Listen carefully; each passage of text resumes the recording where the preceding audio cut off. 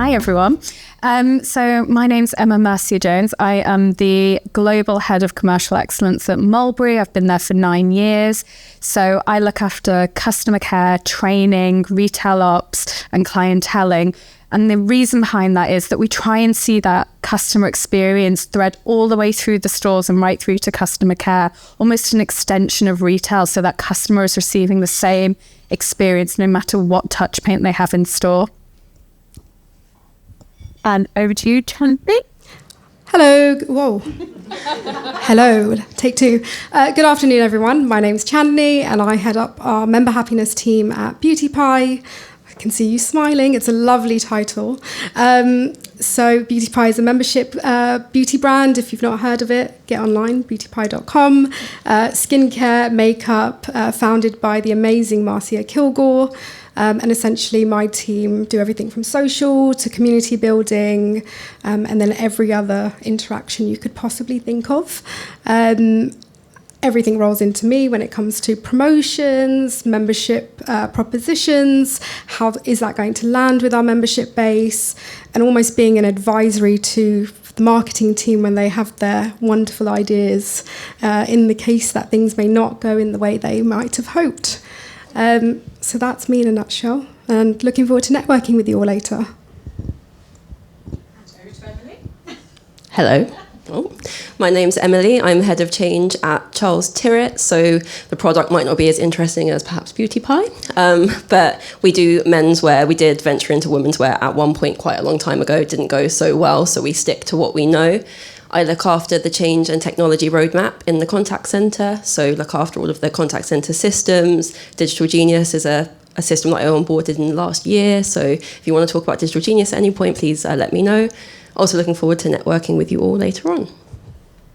Thank you, ladies. And I suppose I should introduce myself. So I'm Rachel Percival, and you're probably thinking, why is someone from PayByPhone in a room full of retailers moderating a panel?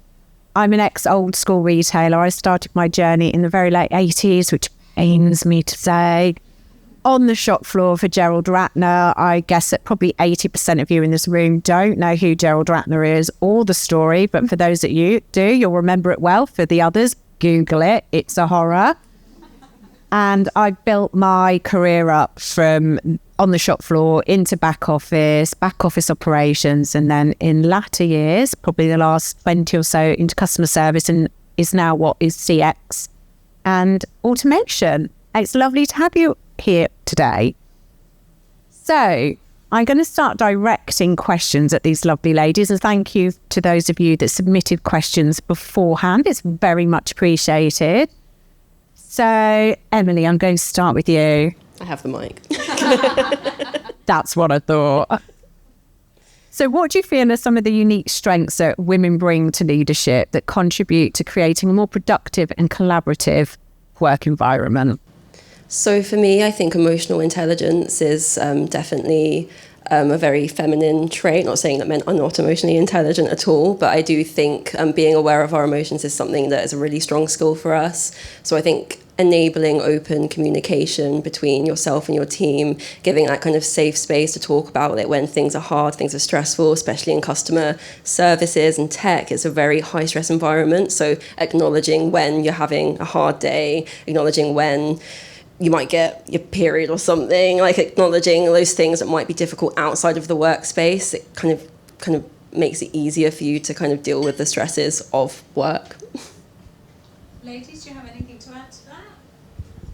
Absolutely, yeah. I think, like as you said, being able to be empathetic and like leading with care, not saying that men do not do that. It's a universal trait, but I believe there is data behind women having a softer approach when leading, and I have seen that bring out better results in my team.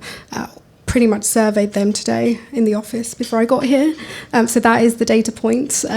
Like kind of what does female leadership bring out that in maybe previous times when you've had a male leader, like what were the differences? And the word empathy and understanding and caring came up a lot. And that's something I've experienced as well. Hand over to you, Emma. Yeah, I think for me, from my experience, one of the best things about women is that they make space for other women.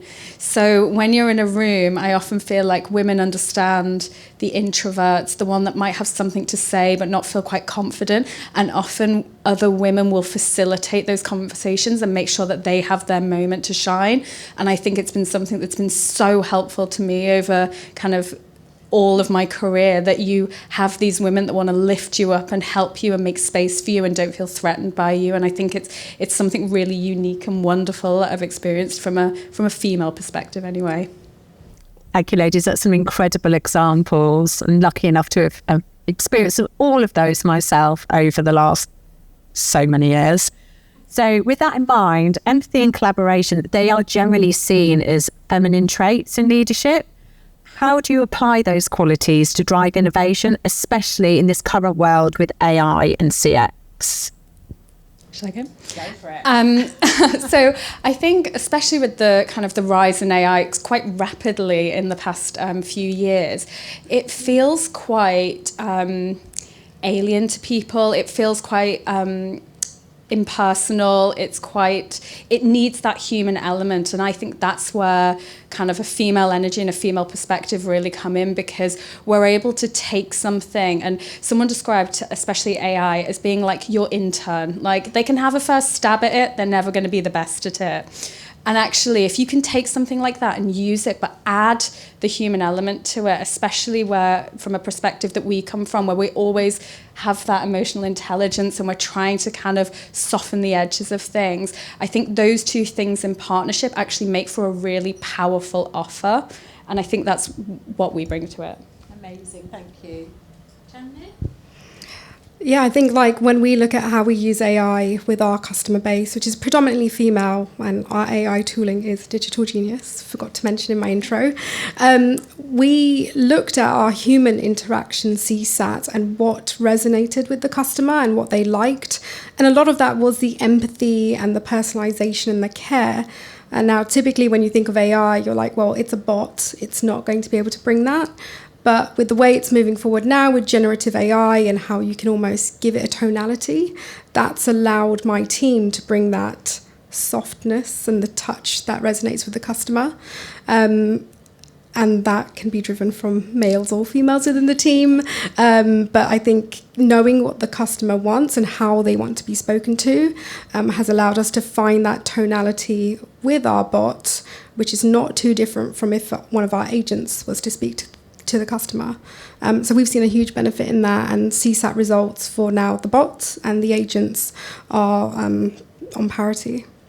Chandni, as you are, I'm going to assume, predominantly female customer base, have you seen that pay off with the empathetic approach and tonality with the bot in a way that you may not have seen in previous roles with a mixed customer base? Absolutely. I think it can be quite personal as to how you want to receive a response. But as we know the majority of our members are female, it does mean that we can like lean into that a bit more. Whereas if you have quite a varied audience of like different ages and genders, I do think that would make it quite difficult. So I think it has been a bit easier in that we can kind of go with one tonality, and for 9 times out of 10, it will land in the way that we would expect it to. Amazing, thank you. Emily?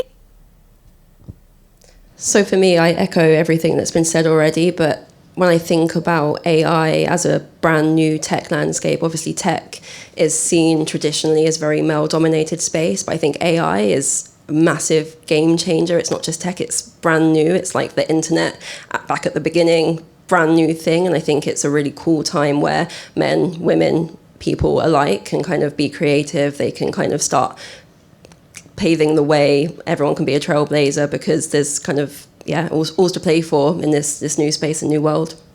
You know this one's coming to you next, right? Because we've discussed it. So as we discussed earlier, female leadership we know it has a positive impact on team productivity. Can you share an example from your experience where female leadership style has fostered a better outcome? Yeah, definitely. So in a few of the places I've worked, I've implemented agile sprint methodology, so very traditional project management, change management approach. One of the teams I inherited that were predominantly female had previously had a male leader, and they found that in the sprint kickoffs and retrospectives, it was all very one-sided to the work they had to bring, and they were really kind of sitting there like, well, like, what are you actually doing as my manager? I'd also love to see what you're working on. Like, what are you bringing to the table? Why is it always us having to kind of present our progress? So I took that on board, and I made sure that our sprint kickoffs and retrospectives were very equal. I listened to what everyone was doing, but also made sure I paved time out to show them what I'd been working on, what progress I'd made. And I think that just shows a very kind of emotionally intelligent, collaborative response between a manager and a team. So that's an example I have. Thank you. And that's really important, right? It's, you can only be what you can see. So thank you for that. No worries. So I'll move over to you now, Chandni, sorry. How can we build more empathetic leadership styles that are both empowering to women but beneficial to all teams, especially in the tech customer experience environment? I think, as you just said, like being and seeing, like you can only expect your team to be able to develop in that way if that's something that you're showcasing every day and bringing to the table, and actually like making time to talk about these things. Like, yes, there's always work to be done, but carving out time in one-to-ones around coaching and like predominantly like entry-level team members within my team, kind of showing them that there is a path. Like, this is not the be-all end-all. You don't want to be responding to customers all day, which is wonderful, but like there is a path for you, and opening those discussions. And like that lands really well with my team. It's not something that they often have like seen in previous roles, where they're just seen as like a number, and actually then using them as an example once they have developed and like moved up the chain, like demonstrating to others that this can happen. So I really think it is taking the time, and the way I learnt that over my years is actually through not getting that and having to fight for myself, and kind of wishing there was someone for me really early in my career to do that for me. So I like to just like give the team what I didn't get, essentially. Amazing. And Emma? I mean, just to echo kind of what you've both said, I think modelling is hugely important. Like, you have to be the example and you have to set the example. But I also think, you know, championing success and encouraging people to strive for more is hugely important. And I think accepting that that doesn't always mean within the company that you're in. I think you also have to understand that some people can hit their ceiling within the company, and you have to support them and coach them and get them to the point where they're ready for that next step, even if it isn't with you. And actually that can be a hugely kind of like a wonderful acceptance when you can get there, because you then watch your teams go off and flourish somewhere else, and sometimes you have to say goodbye, and that's just part of it, but you have to see that as a success too. I couldn't agree more. I mean, I'm probably slightly more seasoned than the other ladies on the panel, and I've been lucky enough to mentor and see other people's careers develop and bloom, and it's the most incredible feeling. Be better than your own promotions sometimes. So as women in tech and leadership, how have you leveraged your successes to create a more inclusive and empowering environment? And I'm not going to come to you, Emma, because you've just pretty much answered that. So I'm going to go back to Emily. So I think for me, I've worked with a lot of women in the past that have wanted to kind of get involved more on the engineering and tech side of things, but engineering teams are scary, right? They seem super, super smart. They seem very kind of like siloed from the rest of the business and not always open or able to give time. We all know that the answer of no, we can't get that into our sprint for the next 3 years. So I think for me, it's just being able to answer those questions if people do have an interest in technology, AI, letting them come to me, sharing resources that I've read, seen online. There's some really cool newsletters you can sign up to kind of get regular updates in the space, recommending resources, recommending events like this, recommending other women from other companies that can give advice in a specific area if I perhaps don't have the expertise myself. So just being open and willing to kind of share any knowledge that I have accrued. Yeah. Over to you, Chandni. I think for me, I'm really fortunate that many of our product leads in Beauty Pie are female. and they're very used to working with customer service teams. So Beauty Pie did a great job hiring like a profile that wants to work closely to member happiness, and that they can speak the same language as well in a way that's not super techy, doesn't make it feel scary, actually makes it seem really exciting. Even explaining like statistical data when it comes to A/B testing in a really simplified way, which actually is so exciting for the team and they feel like they can get involved. So we do have a bit of a unofficial mentoring scheme where some of my team have shown interest in more like technical landscape and how AI can impact their role. I think one way of getting them involved in that is not only shadowing with the product team who are making changes to the website, which then directly impacts our members. So we've got our individuals sharing feedback to these folks directly, and then the product leads kind of making the changes off the back of this. So it feels super collaborative and inviting. And then alongside that, getting the team involved to building chat flows with Digital Genius, with Beauty Pie, because they know what the customer is going to resonate with. And that's kind of getting your foot in to tech in a really non-scary way. It doesn't require coding or HTML. It's very simple text and kind of takes away a bit of that fear around AI. And then it could resonate with them and they're like, this is a career path I want to go down, or I've tried it, thanks for the opportunity. I probably want to like just stick to skincare. And that's also fine. That's amazing. And obviously, you know, we're the first point that touches the customer. So if we're not feeding that back to our tech and engineering teams, how the hell do they build for the customer? We've probably all experienced, right, where engineering teams are a little bit reluctant to take that feedback. So it's great to hear that there's at least 3 organisations where that's landing really well. And it leads us quite nicely onto, and I'm going to come back to you, Emma, imposter syndrome. So I think I'm in my 50s. I still suffer from it now. I'm going to assume that at least 80%, if not more, of the room have all experienced imposter syndrome at some point in their careers. How do you combat that? What tips would you give for responding to that internal voice and closing that down?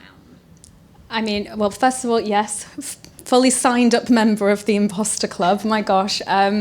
I'd say, firstly, saying yes to things. So even things like this, being on a panel, speaking in front of, you know, kind of wonderful experts in their own fields. You have to put yourself out there. You have to do the uncomfortable things. You have to kind of just look past it and remember that there's a reason why you're in the room. There's a reason why someone's invited you in, and you might not know it at the time, but hopefully you'll see it along the way. If you're in a group setting or a meeting setting that you know is going to be kind of daunting, or you don't know why you're there, target a couple of people, find those people, get to them before the meeting. One-on-one is so much easier in a lot of cases. So then you've got an ally or a friend when you do go into these meetings. You've got a friendly face across a boardroom table. It's just finding a method and a way that helps you step through the door, I think. And it will be different for everybody, but you have to find what works for you. Thank you. And Chandni? I couldn't agree more. But I believe everybody at some point in their lives has suffered from imposter syndrome, even if you're in C-suite. Like, I've seen C-levels in the business before like a big meeting and they feel just like me, and I'm like, well, you shouldn't feel like that. You're there for a reason. You should know what you need to do. But I think it's like they're usually like the good butterflies. Like, the imposter syndrome comes because you want to do so well, but like Emma just mentioned, I think having those allies and actually like just getting it out there and say, like, I don't feel comfortable, like letting somebody know that and kind of getting that out is sometimes just like a really nice feeling. That's what I do. And I think I did do that with you guys as soon as I got here. But I think like knowing the data, like you're in a position for a reason, you've earned your way there, like tick, you get good feedback, tick, like everything that makes me feel like I've got imposter syndrome is entirely made up. And I do that to myself. Nobody has told me that I need to have imposter syndrome. So that's what I kind of go back to ground me, that I have made it up and it's not good for me. I love the analogy of they're good butterflies and you're there for a reason. So I'm going to steal that one as we move on. It's all yours. I think everyone summed it up beautifully. And I think the last thing to add is it's so easy to focus on the negatives, the small mistakes, the overplaying, the time you fumbled along your words. In this panel already, I'm sitting there thinking, oh, I shouldn't have said that at the start. But again, you're in a room for a reason. Think about all of the good things you've done. Listen to all of the good feedback that you receive from everyone around you. Think of all of the good feedback that you get from your manager. Think of all of the positive results that your team see from you as a manager, from the projects you deliver, and talk about it. It's so much easier to walk in today and say, hey, we're nervous about this talk, and we can all relate to each other. We can all have a quick wine beforehand to go over the nerves together, and it just makes everything better, acknowledging it, accepting it, and then putting it aside and smashing it, hopefully. You absolutely are. And we did all have a wine. Because we all said, oh, God, we don't like doing this. So, as long as we really do it. We would. Afterwards we will with the second wine. Kicks in and we're on the third or fourth wine. But you do you with your second wine.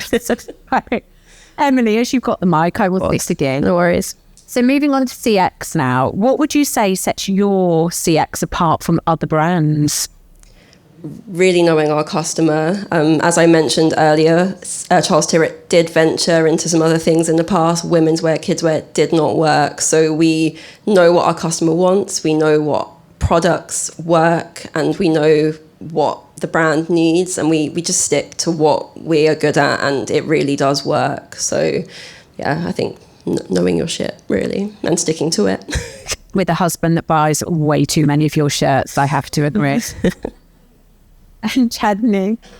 I think for us, being a founder-led business, Mercier brings her own following to the business. And I think that is what's really unique, is that she was a brand before Beauty Pie existed. And so she's still, every Sunday, depends, 9 a.m, 7 p.m. sometimes, she goes live on her Instagram and speaks to members, and she will reply to members on Instagram, and she keeps that personal relationship going. And she'll reach out to me on Slack and say, hey, can you contact this customer? And I think that is huge. I don't see that happening in big corporations. And so having the founder that close to our members allows us to make decisions which are best for the members. We have an example where we did discontinue a product, and based on feedback, it is now coming back. Just we're able to do that. Yes, it may take some time to bring it back, but because of the way our MPD team works, we like to bring out lots of newness. We just listen to the customer, right? There's no point in us bringing out new products that don't resonate with the member. And if there is an oldie but a goodie, we brought it back. I can completely understand that. I've also worked for Mercier back in her FitFlop days, and she was exactly the same then. And so it would appear nothing has changed. She's very hands-on. Yeah. Nothing has changed. I know, but Thank you. I think for me, where Mulberry really stands out and something that I'm really proud of is our kind of real one-to-one customer relationships. Our whole kind of ethos is that we really understand the customer. We really pride our teams in knowing their second dog's birthday, their ex-husband's birthday, whatever it is. We want them to understand that customer's world, because, we have customers that have been with us since 1971. They have all of the bags. They take great pride in them. They keep them in the dust bags, and we want to encourage that personal relationship. So every single member of our customer care team in our stores, they all have kind of a client book that they maintain. They aren't the highest spending customers necessarily, but they're the ones that want to engage. They're the ones that want to have a conversation about the history of Mulberry. I hate to bring up COVID, but when COVID happened, we did have a period where we weren't selling, but we did encourage our teams just to carry on conversations with our customers, so that the people that were living on their own, the people that felt quite isolated, could carry on having those customer contacts. They were the customers that were banging on the door when we reopened the store, because it felt authentic, it felt genuine, it wasn't a pressurized situation, and it felt like we really understood what they needed in that moment, and it wasn't someone trying to sell them a black handbag, So I was really proud of that, and that's something that, I'll remember for a very long time. You absolutely should be. And I'm a member of several Facebook sites. I am that old. I have warned you all about that. And one of them is a Mulberry reselling site. And that period in COVID was all over. I can see people nodding in the audience, was all over the Facebook site. So I can reiterate that actually did happen. So customer expectations are constantly evolving, and we're moving into AI. Personalization has always been around, but we're now all doing it in a different way in digital transformation. How do you balance all of that technology that we've got coming at us from all angles currently with the human touch and ensuring that it isn't lost? Go for it. So for me, how you were saying you have quite your customer base. Ours is incredibly broad, with very differing levels of kind of digital kind of agility, let's say. So for us, it's very important that the digital experience isn't the main experience. It should be the thing that it's the platform so that our teams in Somerset and in the stores actually can do their jobs most effectively. So it's there to facilitate a great customer experience and to kind of anticipate our customers' needs without taking away from that human interaction, which we know that people really, there's a reason why people go into a store or still call up customer care. It's because they want that human interaction. So what we want to do is take away the pain behind the scenes and make sure that the AI is doing the heavy lifting on the knowing who the customer is, knowing what they might want, trying to think 10 steps ahead of maybe even what the customer needs. But actually, we still want the human person to be the one delivering the message. Thank you very much. Chandni? I think for us, like using AI as like the way I want to see it this year, like we've made great strides in automating repetitive queries such as where is my order? I'm sure all the retailers here are familiar with that one. Cancel my membership, downgrade my membership, etc., etc. So like those pain points have gone, but actually with the more trickier questions, how do we use AI as a coach for the agent? So kind of making their job easier.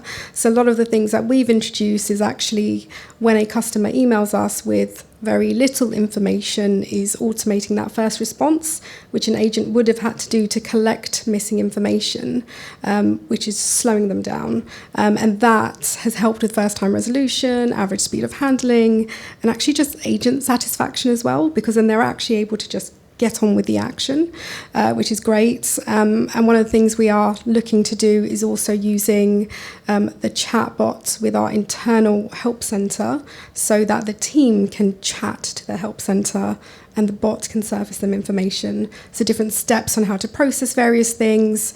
So that's something I'm really excited to implement, so we can kind of get off slack on how do I do this and how do I do this, and almost allow the agent to self-serve as well.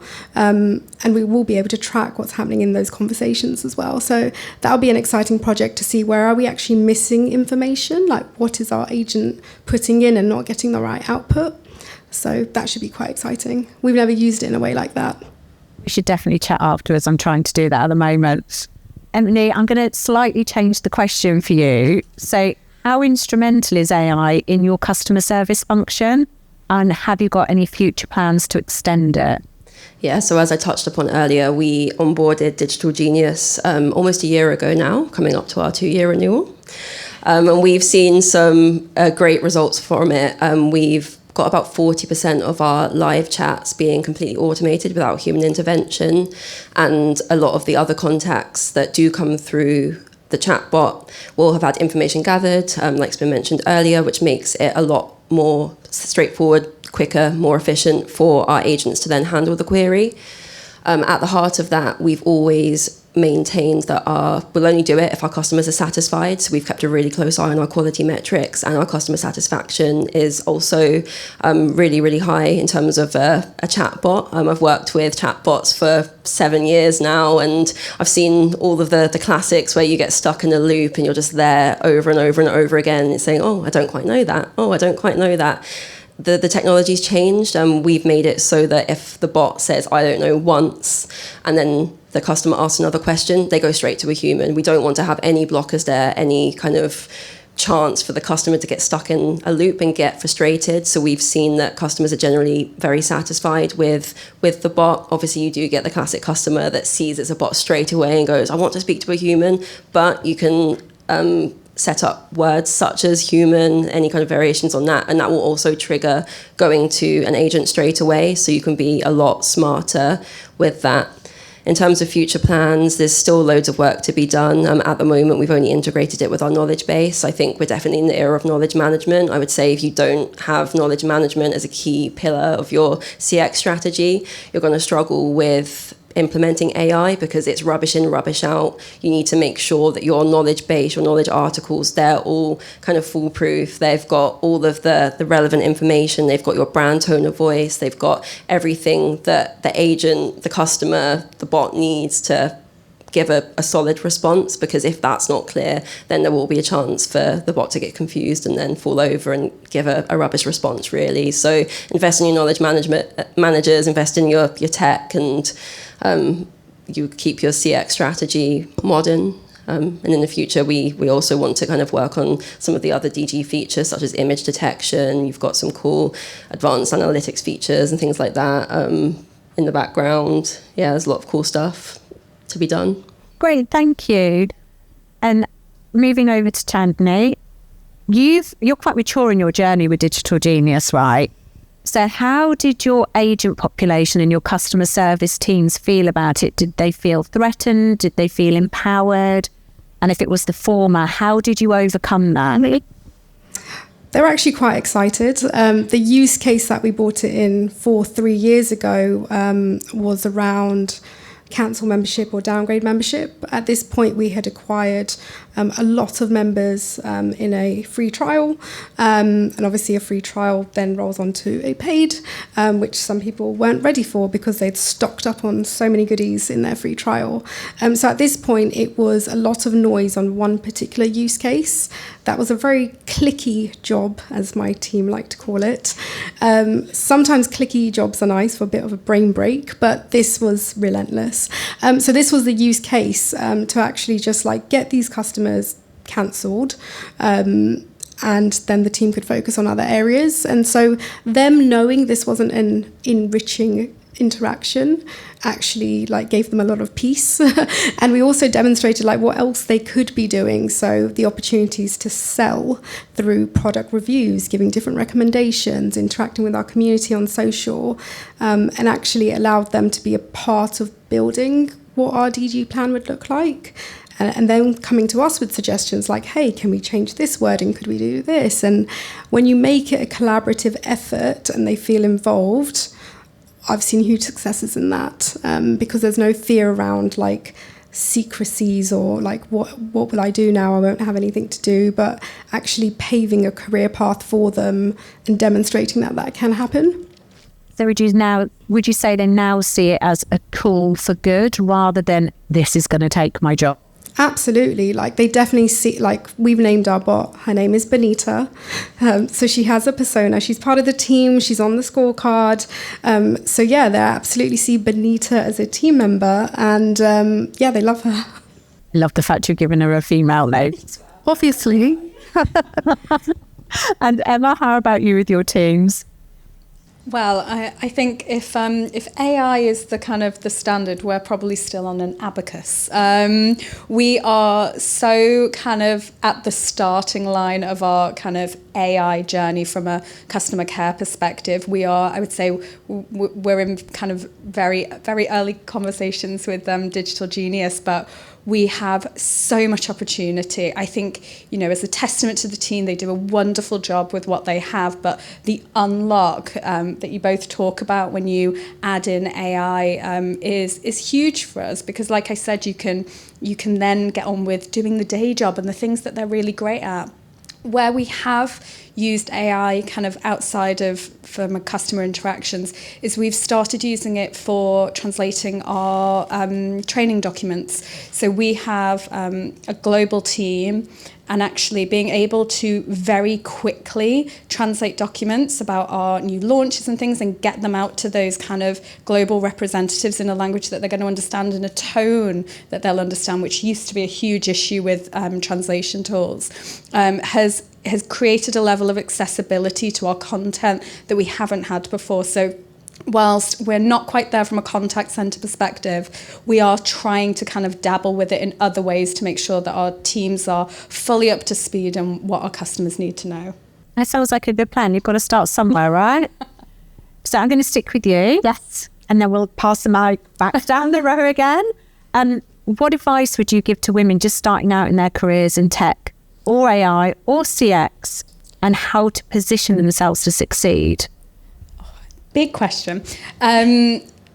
First, be curious. So everything you're doing right now, these sort of things are so important. I'd advise anyone that wants to get kind of into this world to attend as many things like this. Listen to people, network, ask questions, do as much kind of free study as you can. There are tons of tools out there.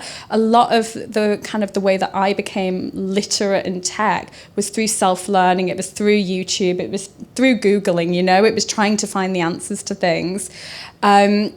And try and find people or spaces where you can kind of link up with mentors, because they can be hugely important. They can be the people that get you in the room. They can be the people that get you the kind of the face-to-face with the people that can then be your stepping stone into your next role. And actually, it's communities like this and people like this that will be hugely important, because, as we said before, it's such a small world. So once you know one person, it instantly opens you up to at least 10 more people. So I'd say that just stay curious and try and teach yourselves as much as possible. Amazing, thank you. How do I top that, Emma? Let me get creative here. So to echo what you've just said, I think getting out of your comfort zone, so these networking events can seem quite daunting if you go on your own. So tag along with someone, take someone with you. Once you go to one, I promise you there will always be at least one other person you know. That is for sure. And I think, getting out your comfort zone, you may not enjoy it the first couple of times, but it is truly what's been really helpful for me, hearing other people's stories, no matter where they are in their career. I think everyone's got a very unique experience and there's always something to learn from it.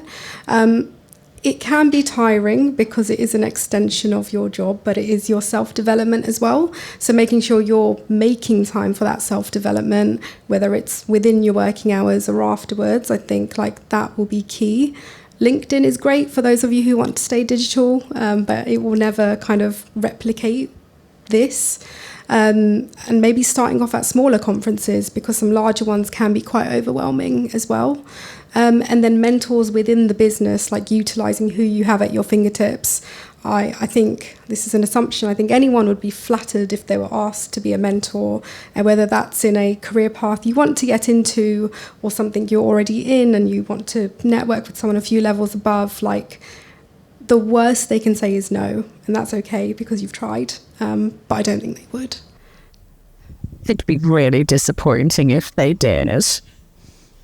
And Emily? Yeah, I think from me, coming from a CX perspective, you're the eyes and ears of the business. If something is going wrong, the customer is going to notice and tell you. So I think someone said to me once, which has always stuck with me, is never assume, because it makes an arse out of you and me.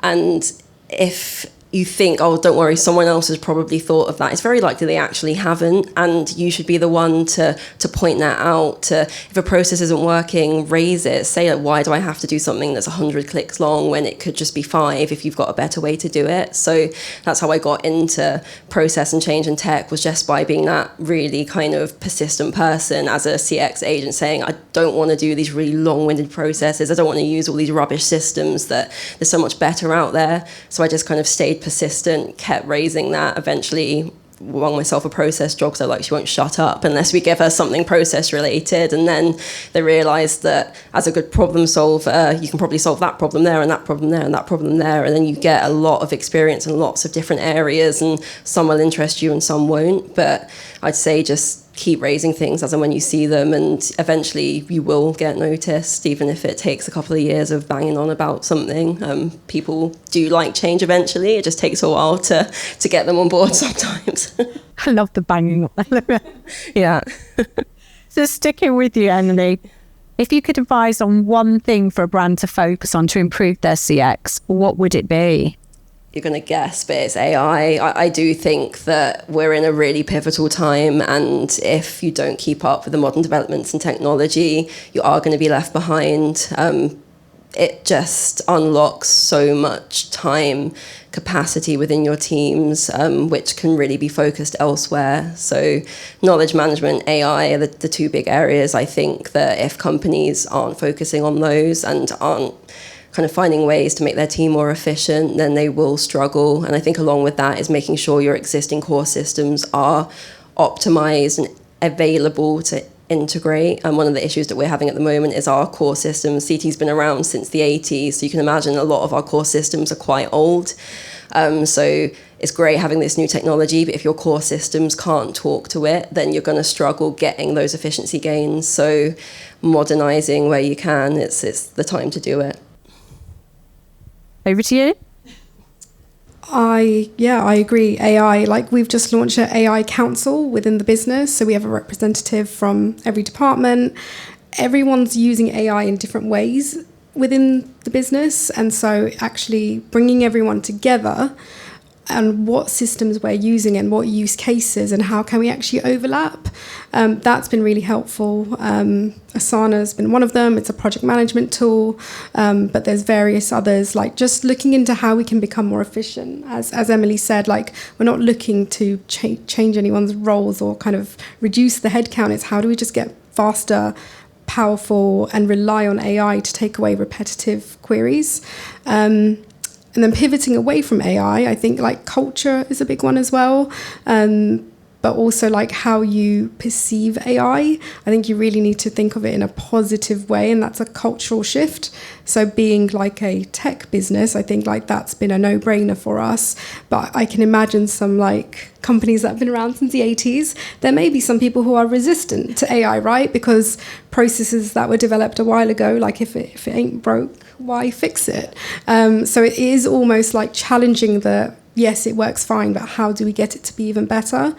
So I think there is a bit of cultural shift on how people perceive AI and think of it as a positive. Amazing, thank you. And I'm going to hand over to Emma. Now, I know you're still in the infancy of your AI journey. So what would you advise to improve a brand CX? I mean, I think one thing that we've certainly learned is that you have to get your legacy systems in order, because if everyone sees how quickly AI came, it's been around for ages, but it really did accelerate in the past few years. And you have to have agile systems to be able to move with it. And I don't think AI is the end. There's going to be something after that and something like that. And so what you can't afford to do is just switch and kind of facilitate AI and not be ready and agile for the next big thing. So I think that's probably a lesson that we are kind of feeling at the moment and something that we're having to manage. So we really want to adopt all of these new technologies and use them and give the best customer experience, but you kind of have to have your house in order before you can do those things. Thank you so much. So we touched on this a little earlier, but I'd like to expand on it a little. So there's obviously we're very female heavy in the room today, unsurprisingly. How would you go about creating a stronger, more supportive community for women that can mentor one another and share knowledge in a safe space? Don't it? Go for it.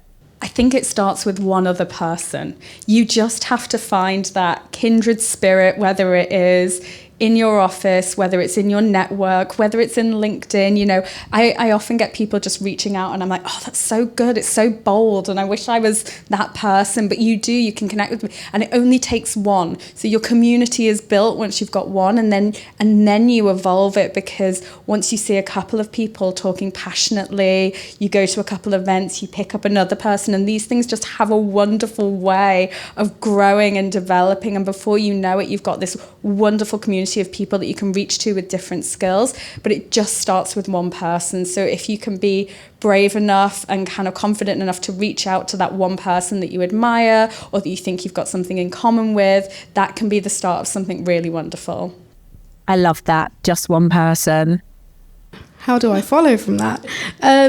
No, I think that's great. I think that's like how many of the networks that I have started, but also events like this. And it's a very intimate setting, and hopefully everyone feels comfortable enough to have a chat later. But yeah, it's that one person mentality, and either you have a problem or a mission statement and you want just someone to chat about it.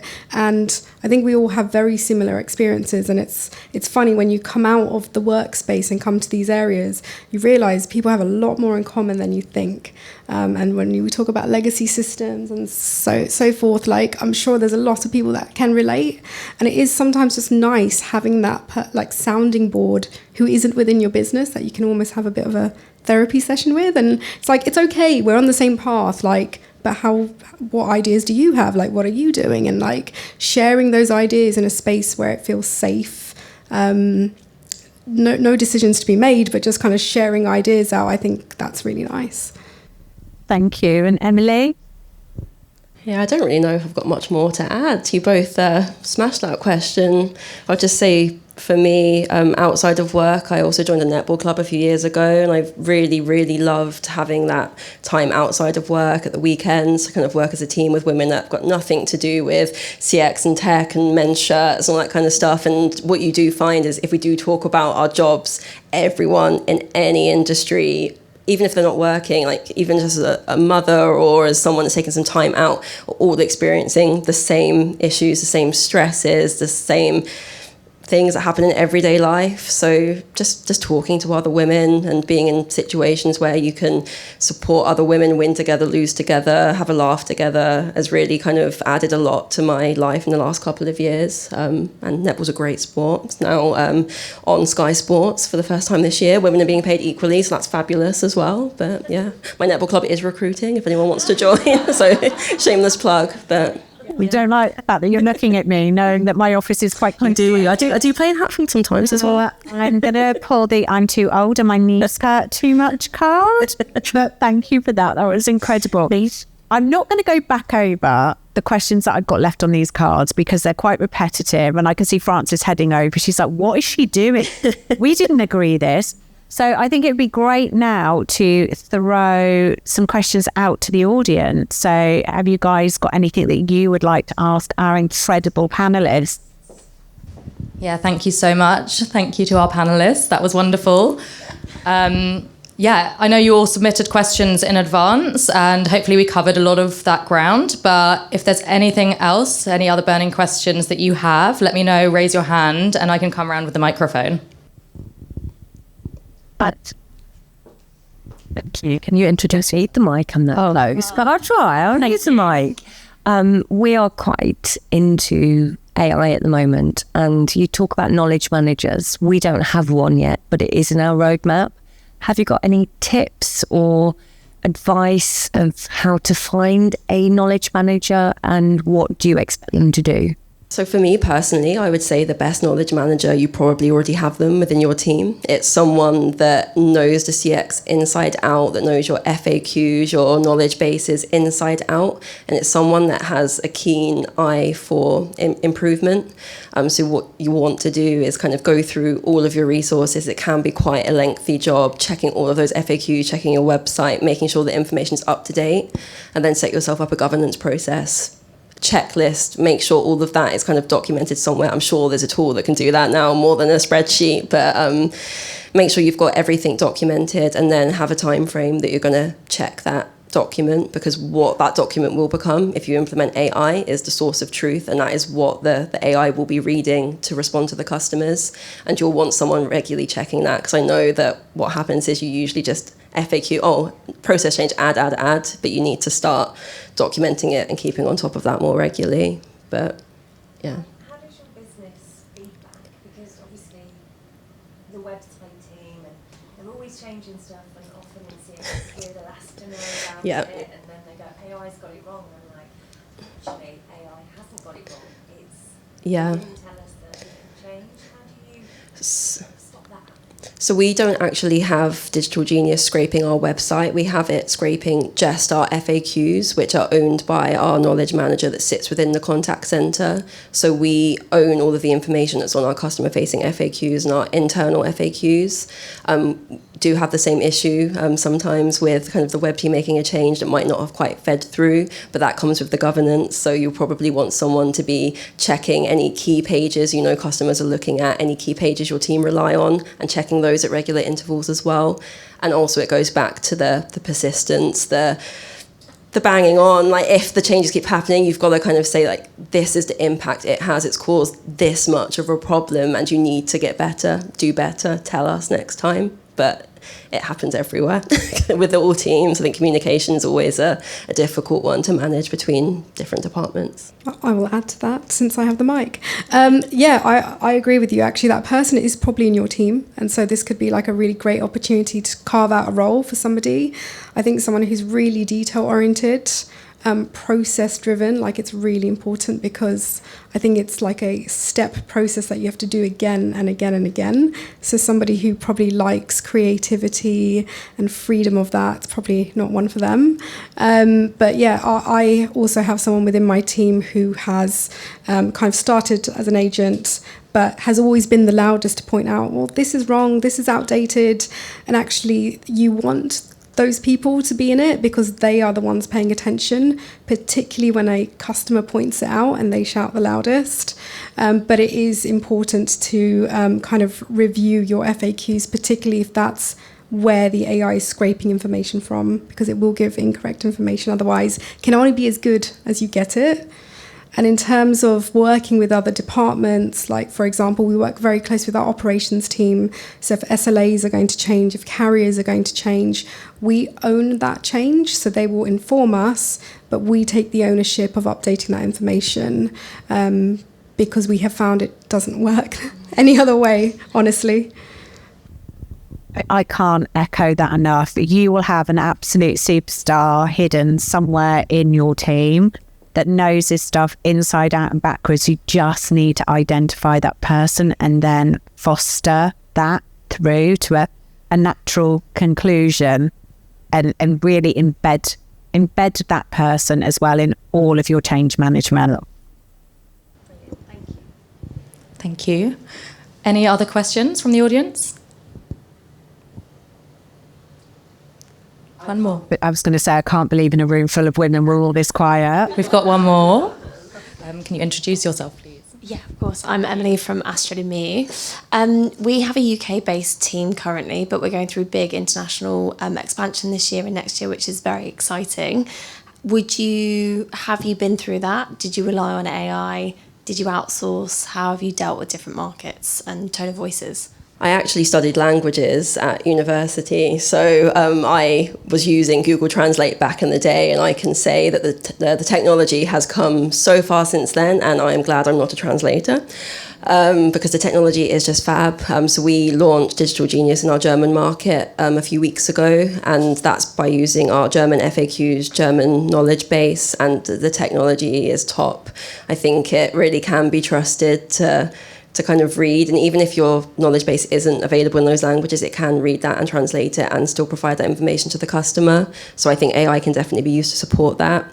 I've also noticed a lot of the CCAS tools now are implementing translation technology where if a customer does get in touch, say in Dutch, it can translate the message into English for the agent can respond in English, and it translates that back into Dutch for the customer. But from a translation perspective, I can say it can be trusted. Obviously, you don't speak all of the languages, but from a German perspective, it's been really solid. So yeah, it can definitely help you there, I think.